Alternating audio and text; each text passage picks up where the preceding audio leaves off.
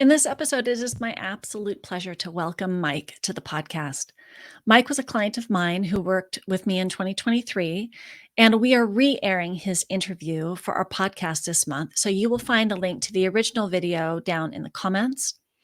In this conversation, Mike very generously shares his journey of having type 2 diabetes with a very high blood sugar, despite his medications and doing what seemed like all the right things.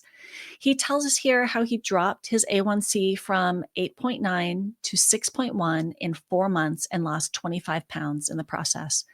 And that was just the beginning for him.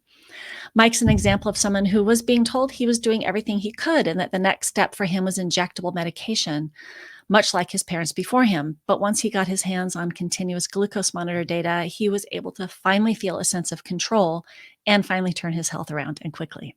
So without further ado, I hope you will find it as informative and inspiring as others have.